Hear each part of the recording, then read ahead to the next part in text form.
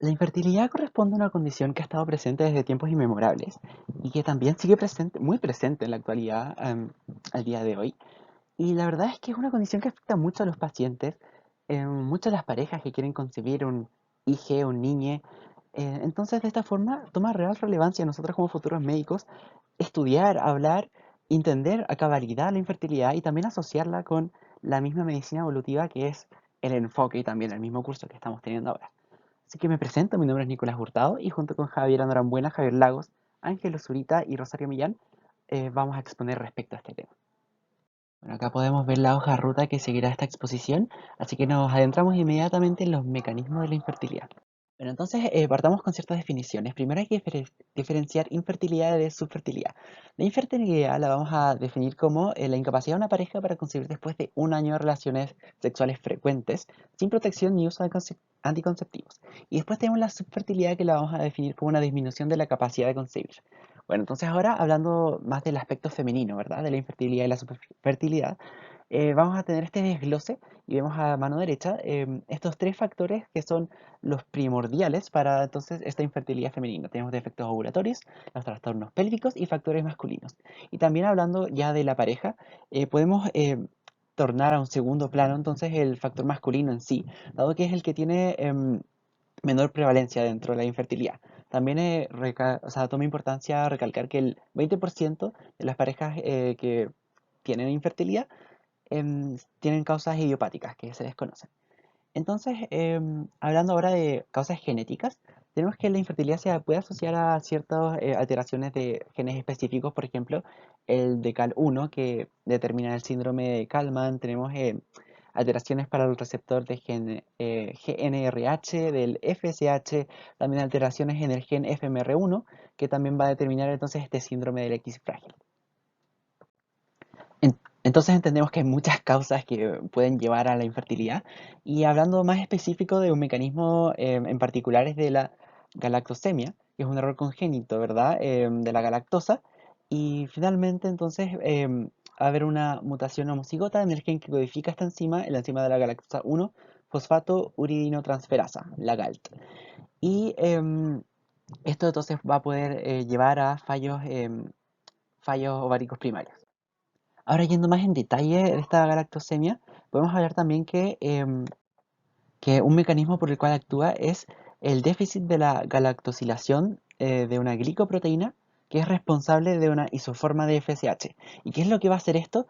Finalmente va a permitir que esta isoforma se agregue o interactúe con el receptor de FSH, teniendo entonces un mecanismo antagónico. Entonces ahí también podemos ver esta explicación más a fondo de por qué habrían problemas en la ovulación.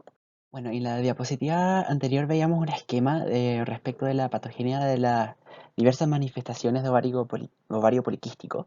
Acá vemos también formas de llevar a diagnósticos de infertilidad, acá vemos diagnósticos etiológicos y también todo bueno esto marcado en amenorrea y oligoamenorrea, también asociados a la infertilidad entonces. Y también en la diapo anterior veíamos macroanatómicamente un útero y todas entonces estas estructuras. Y finalmente esto lo que a lo que quiero llegar es que son muchas las causas y realmente muchos los factores y hormonas y estímulos que pueden llevar a esta infertilidad. Para responder a la pregunta de cómo responde a factores extrínsecos, nosotros elegimos 4 factores. En primer lugar, el tabaco. Las mujeres fumadoras, aquellas que consumen más de 10 cigarrillos al día, presentan más dificultades para lograr un embarazo espontáneo, y su edad de inicio en la menopausia se adelanta con respecto a las no fumadoras. Los diferentes compuestos del tabaco, tales como el cadmio, el benzopireno y la nicotina, están implicados en mecanismos que comprometen la fertilidad desde diversos órganos. Por ejemplo, en el folículo, estos compuestos parecen ejercer un efecto negativo sobre las células de la granulosa y de la teca, alterando la esteroidogénesis. Asimismo, la condición de fumadora pasiva también puede tener efectos negativos en la respuesta ovárica. A nivel de las trompas, en los humanos aumentan los embarazos tubarios, tanto en las espontáneas como entre las obtenidas mediante tratamientos de fertilización in vitro. A nivel uterino, ocurre una disminución de la receptividad endometrial.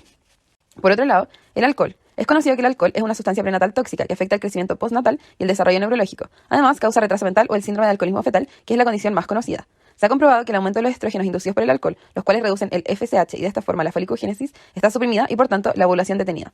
También puede tener un efecto directo sobre la maduración del óvulo, el desarrollo e implantación del blastocisto. Asimismo, los niveles moderados 7 u 8 vasos por semana se han asociado con una fertilidad reducida y un aumento del riesgo de aborto espontáneo. Por otro lado, la obesidad. Hoy en Chile es un gran problema de salud pública y nos pareció relevante mencionarlo. En una revisión sistemática se informó que la tasa de aborto en la mujer obesa era de 13,6% comparado con la mujer normal, que es de 10,7%. Y por otro lado, el estrés. Se encontró que cuando se estudiaron niveles de estrés en 430 parejas que estaban planificando una gestación a través de cuestionarios psicométricos, basalmente y hasta la concepción del embarazo, durante 6 ciclos de seguimiento hallaron que la probabilidad de concepción era menor en los ciclos con mayores niveles de estrés, 12,8% frente a 16,5% respectivamente. Además, son numerosos los estudios que describen peores resultados terapéuticos de la fecundación in vitro en los pacientes con mayores niveles de estrés. En el apartado de ventajas selectivas va a ser relevante poder responder la siguiente pregunta. ¿Qué fuerzas selectivas en ambientes pasados explican las características del rasgo?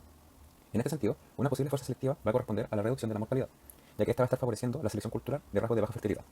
Esto va a suceder porque reducir la mortalidad va a aumentar la densidad poblacional, lo que a su vez va a estar reduciendo la velocidad a la que el rasgo de reproducción rápida va a estar ganando en abundancia en relación con el rasgo de reproducción lenta.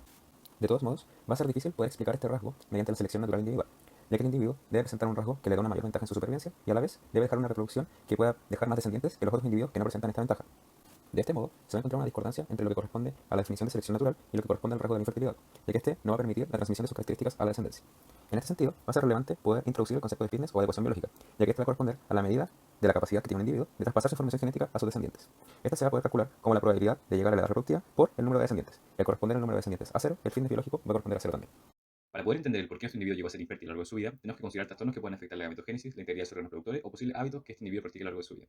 Al inicio del ciclo de vida fetal en el feto, se pueden ver efectos congénitos como una falla de terminación gonadal, que esta puede ocurrir por defecto numérico en el par de cromosomas sexuales, como el caso del síndrome de Klinefelter, hombre XY, que nace con una copia extra del cromosoma X, o el síndrome de Turner, que nace una mujer XO.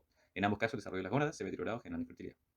También, a lo largo del desarrollo del individuo, la desnutrición, ya sea por escaso acceso a alimento o por desorden alimenticio, genera una disminución de la actividad del eje hipotálamo-hipófisis, causando una falla a nivel de desarrollo de características sexuales secundarias, secreción de gonadotropinas y desarrollo de los folículos. Por otro lado, la obesidad genera infertilidad en ambos sexos. En mujeres, el aumento de leptina tiene una alteración a nivel de receptor de la célula granulosa y célula de la teca, que genera una disminución de la producción de hormonas sexuales. Y además, altera las células germinales, afectando el desarrollo de los gametos femeninos. En el hombre, la obesidad se asocia a una disminución de la calidad del esperma, daño a nivel de DNA de gametos y alteración de la expresión espermática, como es la reacción acrosomal y la motilidad. Sumado a lo anterior, los hábitos de riesgo están asociados al daño por estrés oxidativo, el cual puede gatillar daño a nivel de DNA, de espermatozoide y ovocito, como también puede generar daño a nivel de células germinales. En relación a la mujer, existe un proceso fisiológico que ocurre en la mujer de 49 y 52 años de edad, que es la menopausia, que se define como el cese espontáneo de la menstruación por 12 meses. Este cese se acompaña con un agotamiento de los ovocitos con los que la mujer nació, generando una infertilidad por ausencia de los gametos femeninos. Además, actualmente, el individuo cumplida la mayoría de edad puede optar por someterse a una cirugía de anticoncepción voluntaria, tanto femenina como masculina. Y finalmente, cabe destacar que a medida que el individuo avanza en la edad, la infertilidad se va haciendo cada vez más probable por una suma de las razones mencionadas anteriormente. La filogenia corresponde a la representación gráfica de las relaciones de afinidad genética entre taxa de seres vivos respecto a un ancestro común. En otras palabras, es un método de clasificación taxonómico basado en la historia evolutiva. Para referirnos a la filogenia debemos preguntarnos, ¿cuál es la historia evolutiva del rasgo de la especie? Y en este caso, ¿cuál es la historia evolutiva de la infertilidad en la especie humana? A lo largo de la historia, las poblaciones humanas han atravesado por una transición demográfica caracterizada por la reducción de la fecundidad. Se han propuesto varias teorías para explicar el proceso de transición demográfica, incluida la mala adaptación, el aumento de la inversión de los padres en menos descendencia y la evolución cultural. Un hecho clave es que la reducción de la fecundidad está precedida por una reducción de la mortalidad y el consiguiente aumento de la densidad de la población. Las poblaciones humanas han ido evolucionando, desde una fecundidad relativamente alta y una alta mortalidad, hacia una fecundidad y una mortalidad muy reducidas. Esto ocurrió por primera vez en las partes más desarrolladas del mundo, como Europa, Estados Unidos, Japón, Australia y Nueva Zelanda, y coincidió con un aumento general de la disponibilidad de recursos. Además, la reducción de la fecundidad tiende a ser más pronunciada en los segmentos de la población económicamente favorecidos que en los más pobres. Algunos de los factores que favorecen la reducción de la mortalidad y la fecundidad son la evolución cultural, la mejora de las condiciones de vida, mayor disponibilidad de recursos y ventajas económicas. Se han propuesto varias teorías para explicar las transiciones demográficas hacia una fecundidad reducida. Según una línea de argumentación, la transición a una fertilidad reducida puede deberse a un desajuste entre el entorno moderno y el ancestral en el que evolucionaron los seres humanos. Los comportamientos que eran ventajosos en el entorno ancestral podrían haberse vuelto disfuncionales en las condiciones socioeconómicas modernas, lo que condujo a una producción reproductiva reducida. Una segunda teoría sostiene que el entorno actual favorece la producción de pocos descendientes con una gran inversión de los padres en lugar de la generación de más descendientes con una menor inversión de los padres por hijo. Una tercera teoría se basa en la evolución cultural más que en la genética. El comportamiento que conduce a la reducción de la fertilidad en ciertos individuos influyentes es copiado por otros, lo que resulta en una propagación de este rasgo.